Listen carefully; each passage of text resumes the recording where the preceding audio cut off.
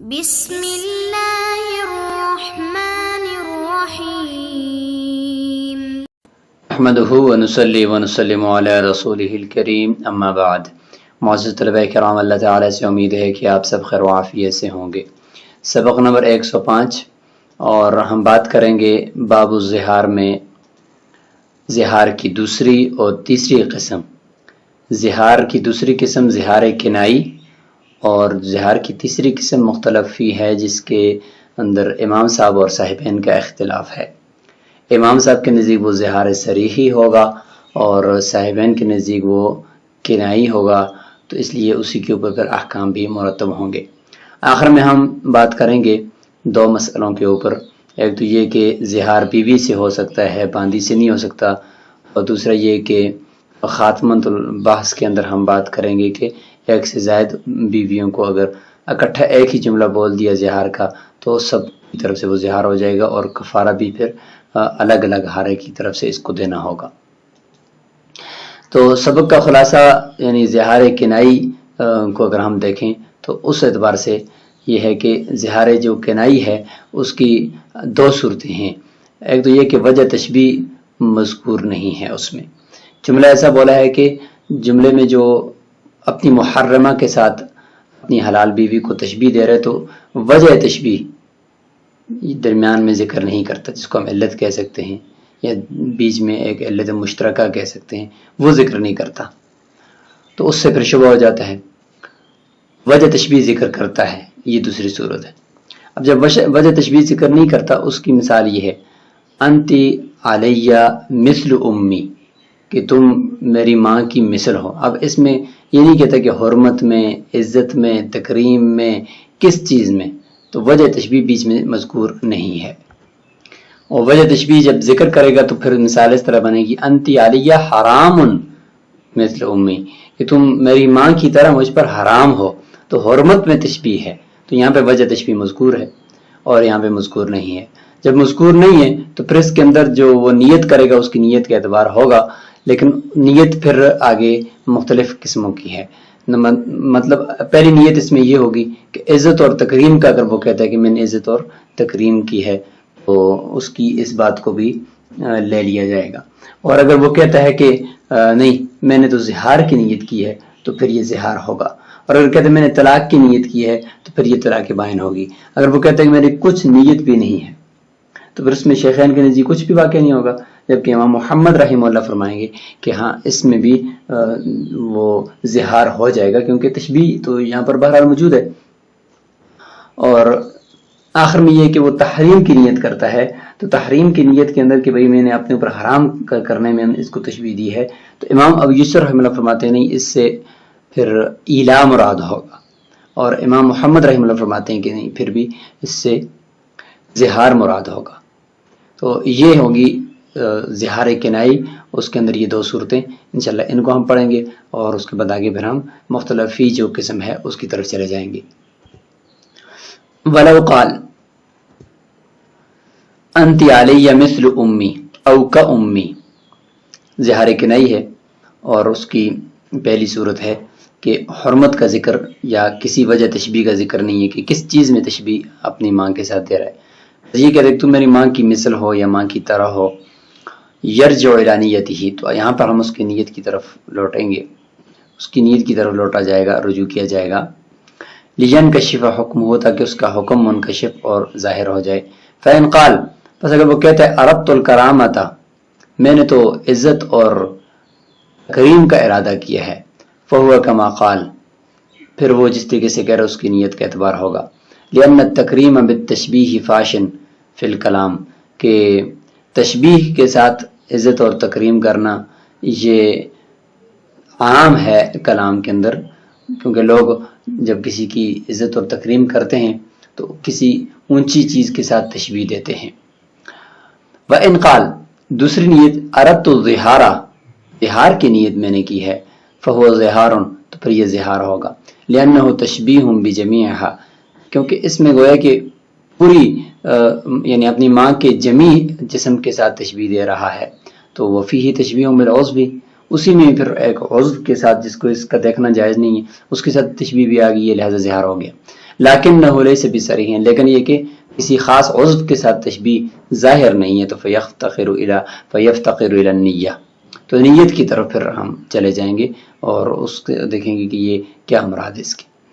Number 3، وَإِنْ قَالَ أَرَدْتُ الطَّلَاقَ، میں نے تو طلاق کی نیت کی ہے، فَهُوَ طَلَاقٌ بَائِنٌ، پھر یہ طلاق بائن ہوگی، کیونکہ یہ کنایہ الفاظ ہے، لِأَنَّهُ تَشْبِيهٌ بِالْأُمِّ فِي الْحُرْمَةِ، کیونکہ یہاں پہ حرمت کے اندر ماں کے ساتھ تشبیہ دی جا رہی ہے، فَكَأَنَّهُ قَالَ أَنْتِ عَلَيَّ حَرَامٌ وَنَوَى الطَّلَاقَ، ایسے ہی کہا جیسے کہ میرے اوپر تو حرام ہے اور اس کے بعد طلاق کی نیت کر لیں۔ وَإِن لَمْ تَكُن لَهُ نِيَّةٌ فَلَيْسَ بِشَيْءٍ، چوتھا یہ کہ نیت کچھ بھی نہیں ہے، کہ میری تو کوئی نیت نہیں تھی، تو اس صورت کے اندر فرماتے ہیں کہ شیخین کے نزدیک کچھ بھی واقع نہیں ہوگا۔ احتمال الحمل علی الکرامہ، یعنی یہ جو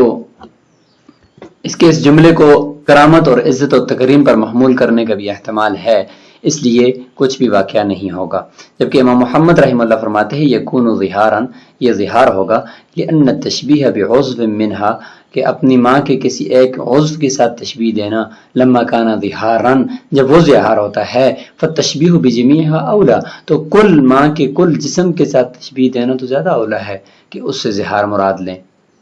اس میں مفتبی قول وہ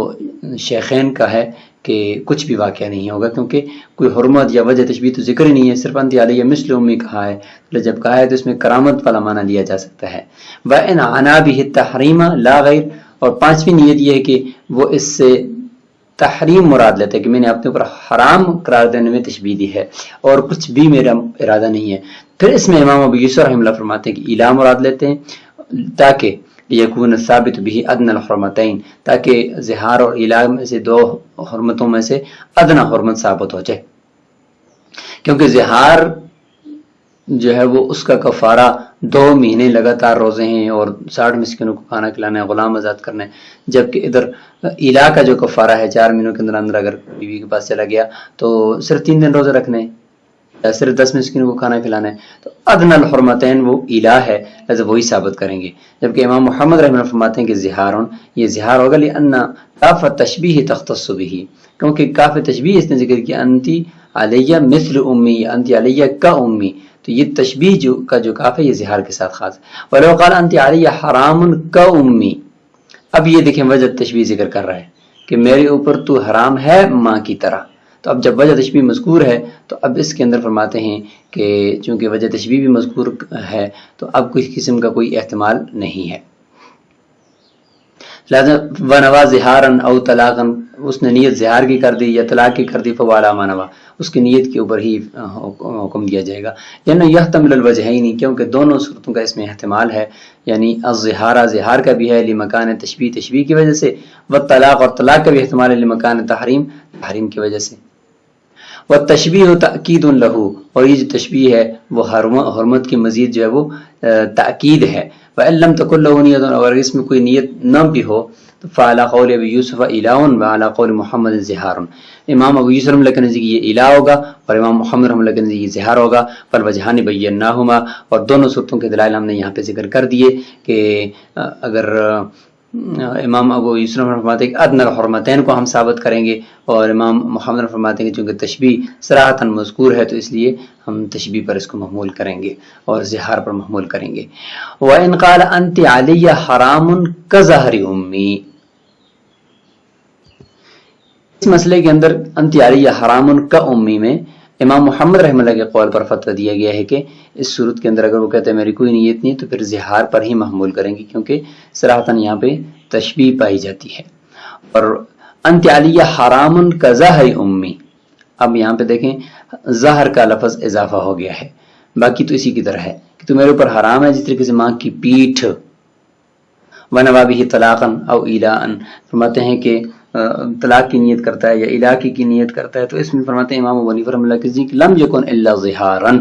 صرف اور صرف ظہار ہی ہوگا، اس کے علاوہ اور اس سے کچھ بھی لازم نہیں ہوگا۔ سبین فرماتے ہیں کہ ہوا علی ما نوا، جس طرح اس نے نیت کی اسی کے مطابق واقع ہوگا، لأن تحریم یحتمل کل ذلک علی ما بین، فرماتے ہیں کہ جو اس نے کہا کہ علی حرام، تو یہ تحریم تو ہر ایک احتمال رکھتی ہے، الہ کا بھی اور اسی طریقے سے ظہار کا بھی، طلاق کا بھی، سب کا احتمال رکھتی ہے، جیسے کہ ہم نے ابھی مقابل میں بیان کر دیا۔ غیر ان عند محمد رحمہ اللہ، لیکن امام محمد رحمہ اللہ کے نزدیک اذا نوى الطلاق لا يكون ظہارا، اگر طلاق کی نیت کرتا ہے تو پھر طلاق کی نیت نہیں ہوگی، صرف اور صرف ظہار ہی ہوگا، اس کے علاوہ باقی نیت کر سکتا ہے الہ وغیرہ کی۔ اور امام ابو یوسف رحمہ اللہ کے نزدیک یکونان جمیعا، ماتے ہیں کہ اس لفظ سے انت علی حرام کظہر امی، انت علی حرام سے طلاق واقع ہو جائے گی اور کظہر امی سے ظہار ہوگا۔ امام ابو یوسف کے نزدیک دونوں واقع ہو جائیں گے، لیکن یہ ان کا اس قول کے مطابق ہے کہ جس میں طلاق ہونے کے بعد بائنہ عورت کو کے ساتھ ظہار بھی ہو سکتا ہے، جبکہ یہ امام محمد رحمہ اللہ اور امام ابو حنیفہ رحمہ اللہ فرماتے ہیں کہ اس صورت کے اندر وہ ظہار ہوگا اور صرف ظہار ہوگا، طلاق نہیں ہوگی، کیونکہ جب طلاق ہوگی تو پھر طلاق کا لفظ انت علی حرام ہے، اس سے طلاق واقع ہو جائے گی، تو اس کے بعد پھر جو قضاء یومی ہے تو وہ تو گویا کہ ایک ایسی عورت کی طرف آ رہا ہے جو اس کی ملکیت میں ہی نہیں ہے، تو اس لیے یہ درست نہیں ہوگا۔ جبکہ امام ابو یوسف کے نزدیک بائنہ عورت کو بھی ظہار اس کے ساتھ کیا جا سکتا ہے۔ فقد عرف فی موضعہ، اپنی جگہ پر یہ سب کچھ معلوم ہو چکا ہے۔ اس سے اشارہ مبسوط کی طرف کر رہے ہیں، مبسوط میں یہ سب تفصیل سے ذکر ہے۔ ولی ابی حنیفہ رحمہ اللہ انہ صریح فی الظہار، کیونکہ انت علی حرام کظہر امی، ظہر کا لفظ بھی آ گیا، حرام کی تاکید بھی آ گئی، تو فرماتے ہیں کہ یہ تو صراحتاً ظہار ہے، فلا یحتمل غیرہ، کسی اور کا احتمال ہی نہیں رکھتا۔ ثم هو محکم، پھر یہ چونکہ محکم بھی ہے کہ حرام ان کے ساتھ اس کی تاکید بھی لائی ہوئی ہے، تو فیرد تحریم الیہ، بھائی یہ جو تحریم ہے جس سے آپ کہتے ہو کہ کوئی اور چیز بھی مراد لی جا سکتی ہے طلاق وغیرہ، تو ہم اس کو بھی محکم کی طرف، یعنی محتمل کو محکم کی طرف پھیرا جاتا ہے، اصول اور ضابطہ یہی ہے۔ یہ پوری جو بحث ہم کر رہے ہیں یہ ظہار کی تیسری قسم کی ہو رہی ہے، کہ جس میں امام ابو حنیفہ کے نزدیک یہ صریح ظہار ہے، ظہار صریحی میں شامل ہے، اور جبکہ صاحبین کے نزدیک یہ ظہار کنائی ہے۔ تو یہ تیسری قسم چل رہی ہے یہاں پہ، انت علی حرام کظہر امی۔ اور اس میں امام ابو حنیفہ رحمہ اللہ کا قول معتبر ہے اور مفتوی ہے کہ یہ صراحتاً ظہار ہوگا۔ قال، امام محمد رحمہ اللہ جامع صغیر میں فرماتے ہیں کہ ولا یکون الظہار الا من الزوجہ۔ اب یہاں پہ آخر میں تیسری بحث اس کے اندر شروع کر دی ہے، یعنی ایک بحث تو یہ ہوگی کہ ظہار کی تین قسمیں ہوں گی، صریح، کنائی اور مختلفی، اور دوسری بحث یہ ہو گئی ہے کہ بیوی سے ظہار ہوتا ہے، باندی سے نہیں ہوتا، اور تیسری بحث ہو جائے گی خاتمۃ الباب۔ ولا یکون الظہار الا من الزوجہ، ظہار صرف بیوی سے ہی ہوتا ہے، حتی لو ظہر من امتی، اگر باندی سے کر لیا، لم یکن مظاہرا، یہ مظاہر نہیں کہلائے گا، لقولہ تعالی من نسائہم، من نسائہم کا ذکر آیا ہوا ہے، اس لیے فرماتے ہیں والذین یظاہرون من نسائہم سے وہ نساء اپنی بیویاں، تو اپنی عورتیں وہ بیویوں کو کہا جاتا ہے، باندی کو ان کے ساتھ یہ لفظ خاص نہیں ہے،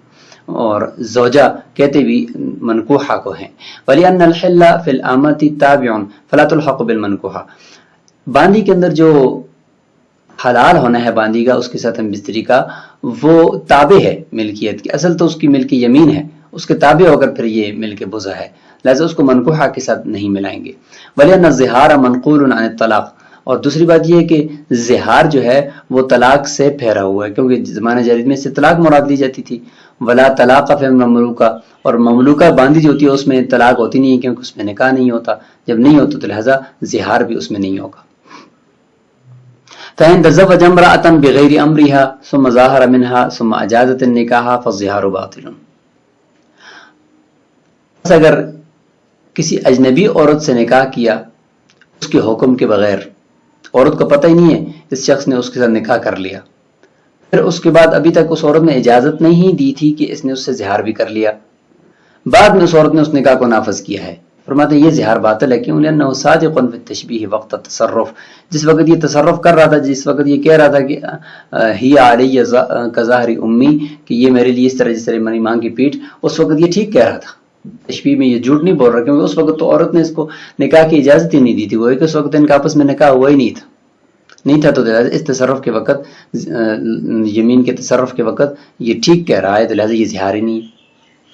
فلم یکم منکرا من القول، پس یہ کوئی جھوٹا قول یا برا قول بھی نہ ہوا، جس کو قرآن میں منکرا من القول وزورا کہا گیا ہے۔ والظہار لیس بحق من حقوقہ حتی یتوقف، اب آگے یہ ہوتا ہے کہ بھائی جب نکاح موقوف ہے بیوی کی اجازت پر تو یہ زہار بھی موقوف ہونا چاہیے نا، جو بیوی اجازت دیتی اسی وقت یہ زہار بھی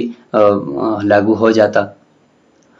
جیسے کہ ایک مثال دیتے ہیں کہ غصب کرنے والا شخص ہے غلام کو، اس سے آگے کوئی مشتری اس کو خرید لیتا ہے، تو مشتری اگر اس کو آزاد کرتا ہے تو اس کی آزادی بھی نافذ نہیں ہوتی، موقوف رہتی، یہاں تک کہ وہ جس بندے سے غلام غصب کر کے لایا گیا وہ بندہ اجازت نہ دے، موصوب منہ۔ فرماتے جس طریقے سے وہاں پر یہ موقوف ہوتا ہے تو یہاں پر بھی بیوی کی اجازت پر اس کو موقوف رہنا چاہیے، وہ اجازت دیتی پھر یہ نکاح ہوتا، نکاح کے ساتھ زہار بھی ہو جاتا۔ تو جواب دیتے ہیں کہ وَالزِّهَارُ لَيْسَ بِحَقٍّ مِّنْ حُقُوقِهِ حَتَّى يَتَوَقَّفَ، زہار کوئی نکاح کے حقوق میں سے تو نہیں ہے کہ وہ موقوف ہو جائے اس کے ساتھ، بخلاف اعتاق المشتری من الغاصب، بخلاف غاصب سے خریدنے والے شخص کے آزادی نافذ کرنے سے کرنا، لأنه من حقوق الملکی، کیونکہ وہاں پہ آزادی جو ہوتا ہے وہ ملکیت کے حقوق میں سے ہے، نکاح کے حقوق میں سے زہار نہیں ہے، کیونکہ زہار سے تو نکاح ٹوٹتا ہے، ختم ہوتا ہے، اور نکاح سے تو نکاح عقد نکاح سے تو ملکیت جو ہے وہ آتی ہے اور زہار سے ملکیت جاتی ہے، اس لیے ایک دوسرے کے اپوزٹ ہیں، برعکس ہیں، اس لیے ایک دوسرے کے حقوق نہیں بنیں گے۔ جب ایک چیز دوسرے کے متضاد ہے تو وہ اس کے حقوق میں کیسے آئے گی؟ اور زہار ہے بھی گناہ ہے کرنا، اور نکاح اس کے مقابلے میں کرنا یہ ثواب ہے۔ خلاف اعتاق المشتری من الغاصب، خلاف غاصب سے خریدنے والے شخص کا اس غلام کو آزاد کرنا، چونکہ آزادی جو ہوتی ہے وہ ملکیت کے حقوق میں سے ہے، کیونکہ آزادی جو ہوتی ہے وہ ملکیت کو ایک انتہا تک پہنچاتی ہے اور اس کے بعد ملکیت ختم ہو جاتی ہے۔ تو اعتاق یہ اس کو مکمل کرنے والا ہوا، ملکیت کو مکمل، جو چیز اس کو مکمل کرنے والی ہوتی ہے تو وہ اس کے حقوق میں سے ہی ہوتی ہے نا، لہٰذا اس لیے آزادی جو ہوگی وہ ملک بزر کے یا ملک رقبہ کے حقوق میں سے ہے، اس لیے وہ موقوف ہوگی۔ ومن قال لنسائه، آخر میں خاتمۃ البحث ہے، تمام بیویاں ہیں، مثلا چاروں کی چاروں بیویوں کو یہ کہہ رہا ہے انتن علی کظہر امی انا مظاہرا منہن جمیعا، کہ تم ساری کی ساری میرے لیے ایسے جیسے کہ میری ماں کی پیٹھ، فرماتے ہیں سب سے اظہار کرنے والا ہو جائے گا، لأنه اضاف الظہار الیہن، کیونکہ اس نے اظہار کو سب کی طرف منسوب کر دیا، فصار کما اذا اضاف الطلاق، جیسے ہی ہوگا جیسے کہ طلاق کو منسوب کرے، وعلیہ لکل واحدۃ کفارۃ، ہر ایک کی طرف سے اس کے اوپر کفارہ لازم ہوگا، 60 مسکینوں کو کھانا کھلانا یا 60 دن روزے رکھنا، لأن الحرمۃ تثبت فی حق کل واحدۃ، کیونکہ ہر ایک عورت کے حق میں حرمت تو ثابت ہو چکی ہے، ہر ایک عورت اس کے اوپر حرام ہو چکی ہے، ہر ایک کی حرمت کو اٹھانے کے لیے الگ الگ کفارہ ہوگا، والکفارۃ لانہاء الحرمہ، اور کفارہ جو ہوتا ہے وہ حرمت کو ہی ختم کرنے کے لیے ہوتا ہے، تو لہذا فتتعدد بتعددها، تو حرمت کے متعدد ہونے سے کفارہ بھی متعدد ہوگا، بخلاف الإلاء منہن، بخلاف سب کی سب عورتوں سے الا کرنے کے کہ میں تمہارے قریب نہیں آؤں گا، تو وہاں پر ایک ہی کفارہ قسم کا بس دینا پڑے گا اگر وہ قریب چلا گیا، لأن الکفارۃ فیہ لصیانۃ حرمت الاسم، وہاں پر کفارہ جو ہے وہ اللہ تعالیٰ کے نام کی حرمت